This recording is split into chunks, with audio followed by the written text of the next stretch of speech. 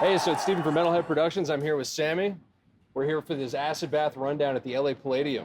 How you doing, Sammy? Good, man. How are you doing, Steve? Oh, doing great. It's good to see you again, buddy. Yeah, man, always. Last time I saw you was in San Diego for a Goat Horn Vitriol show. Yes, what was that at the what was the name of that goddamn place? Actually, it was sick. It was a great show. Casbah. Yes. The Casbah. The famous Casbah in San Diego. Yes, Yeah, that was a great night. I hope you guys load out too. Yes, The and I cabinet was appreciate the heavy help. as fuck. Yeah, thank you, Rob, for Baracton. So we're going to start here with the guitars then. What are you guys playing for the shows? I am using right now my signature SD2 LTD version. As you can see, it's been modified because I don't really use the whammy bar in acid bath at all.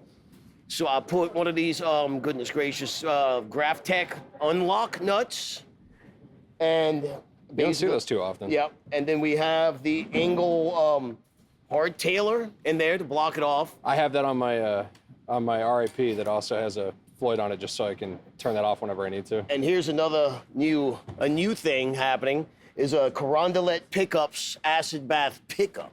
I saw that. I was actually going to ask about that. So what's going on with these? Well, the thing is, I'm a big fan of the blackouts and especially the blackout metals, the super hot ones. But with acid bath, I have to switch between clean and distortion so much. That pickup doesn't do cleans at all. I can tell from experience it period. doesn't either, yeah. So I needed a pickup that could switch between cleans and dirties. And what we originally were using back in the day with acid bath, we were actually using DiMarzio super distortions. But the thing about the DiMarzio super distortion was, like on the clean stuff, when you hit the low C, it gets real boomy.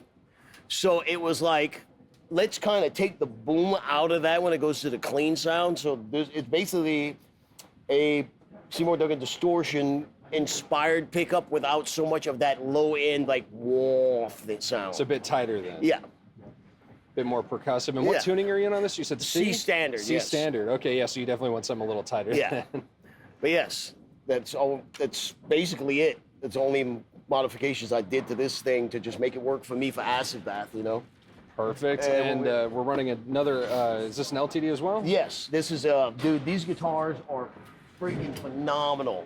And this is the LTD Blackout Black Metal EX. And these things are fucking, I was using this before I modified that one, and this thing never, ever, ever goes out of tune. It's fucking crazy. I had one of the EC Black Metals. I loved it. Yeah, the pieces. these things, like the LTD stuff is so, I wish when I was 16 learning how to play guitar that LTD existed. So I had these Hondos that like fucking shredding up your fucking fingers because they're just a piece of shit, never stay in tune. I mean, you guitar players out there nowadays, you young guitar players that are starting out, the LTD stuff is affordable and it's leagues beyond any other guitar that I've ever played in my life. Like, these things are bulletproof and they're cheap. And you really can't beat that. No, absolutely. And is this also that same pickup? Yes, but this one's uncovered. This is just I went with the aesthetic to make it more streamlined. I mean, black on black, why would you want to change that? Exactly. So I just left this one. That one just has a cover on it. This one doesn't. Perfect, and the one pickup's all you need. Yeah, man. I'm not playing any jazz or anything like that. Oh, this isn't a jazz show? Hold on, we're going. Dave Davidson. I'm talking to you.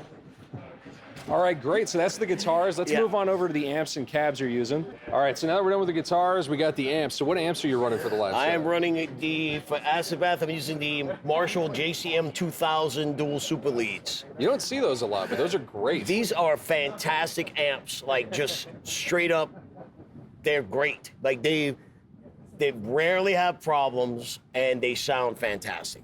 They do, from what I remember from the few that I played, they kind of do that JCM 100 thing, but a bit more saturated, yeah, a bit more modern. you could do that with them as well. Like if you push this button in and you crank the gain, it sounds like an 800.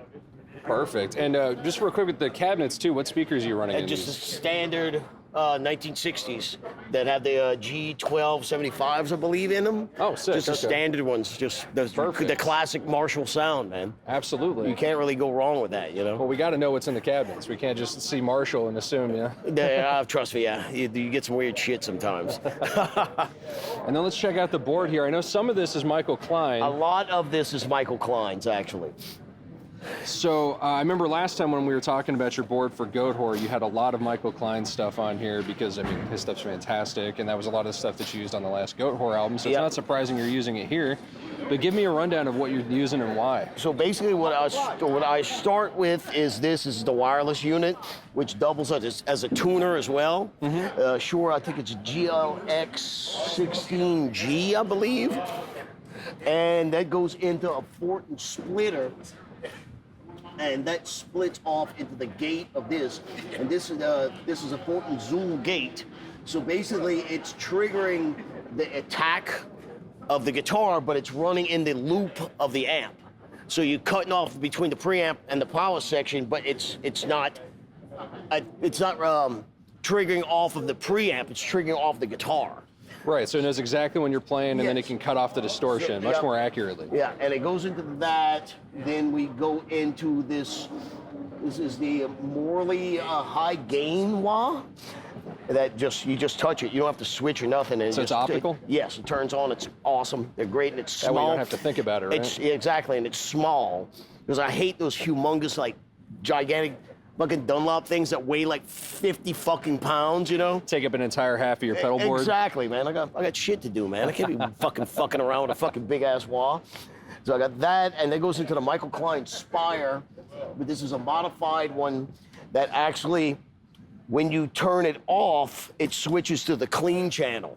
So basically, it's a drive. So when you turn it on, it's the distortion with the drive on, but when you turn it off, it goes straight to the clean channel. That's awesome. You don't have to switch the drive off and switch the channel at the same time, you know what I mean? Less tap dancing, and that gets you your clean sound and your rhythm tone. So I think that's gonna be a thing that he's gonna start offering on all his overdrives as an option to where you don't have to turn the drive off when you want to switch channels, you know what I'm saying? And that goes into, let's see, that goes into the Michael Klein torture rack, which is like it's like a dual chorus, but it almost acts like almost like a flanger almost, because you could dial in two different choruses the way it gets that really deep, almost like it's almost between a flanger and a chorus. It's like not as subtle as a flanger, but it's heavier than a fucking chorus. You know what I'm saying? Okay. Because there's certain things that like that more kind of detuned warble. That warble, that sound. That pedal does that.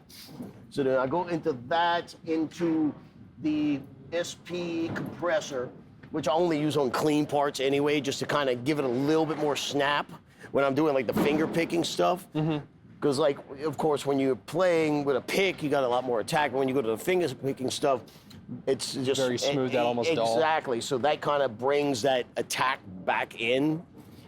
And then we go into, let's see, next is the Strymon Cloudburst. I love that thing. It's gorgeous sounding. Yes, that kind of like almost synthesizer thing. Where it has that weird kind of angelic kind of sound to it, for lack of a better term. No, that's 100% on the head. And then we go back into, last thing in the chain is the Michael Klein Stull. Basically, that is a enormous reverb with modulation on it.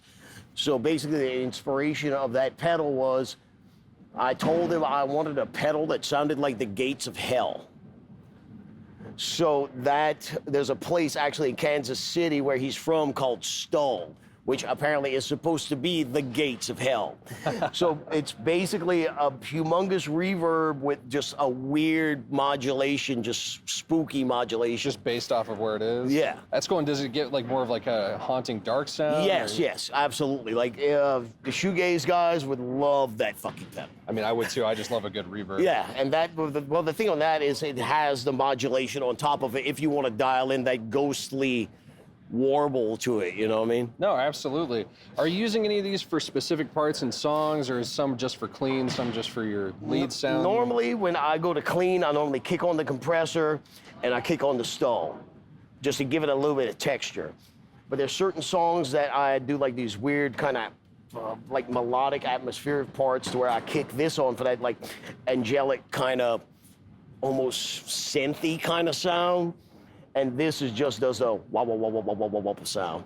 So yeah. That's awesome. So this is a pretty simple stripped down rig, it looks like, for the shows, but from what I was hearing from soundcheck, it sounded absolutely immense. Awesome. I'm looking forward to hearing it out there in the audience. Hell yeah. Awesome. But thank you so much for doing this and Awesome. talking with me. I'm going to have to do a Steven. rig rundown for your goat horse setup the next time I catch you guys with goat horse as well. Absolutely. But I can't believe I'm actually going to be able to see acid bath. This is something I thought I would never be able to do. Here we are. Yeah. Did you think that you would ever be back playing acid bath on stage with these guys? If you would have told me that we were doing this shit 2 years ago, I would have said you're full of shit. How does it feel, though, to be back on It stage? feels amazing. How does it feel, too, like with all these fans, I mean, decades later, that still you have love to the look music? at how big this room is, and it's sold out tonight. Right. That's kind of freaking me out a little bit, you know. When I look out to a room that's this big and like, yo, it's sold out, this kind of is like, what the fuck? Twice, yeah? Sold out twice. Yeah, it's kind of strange. Well, that's awesome. You know, rather than, you know, I remember I think the last time Acid Bath played in LA prior to this was a place called the Coconut Teaser, right on fucking Sunset Strip, and it held maybe 50 people, and we might have had 10 people there. Oof. Yeah. So I mean, amazing with some time, and I'm sure the internet helped with getting the music Yeah. out there to more people. But So it's kind of weird that we're playing here, you know. that's awesome, though, and I'm stoked to see it. And thanks again for doing this for me, buddy. I really appreciate you. Absolutely, man. I'll come and see you every time I can. But this has been Metalhead Productions. I'm Steven. This is Sammy. Thanks so much. Stay metal.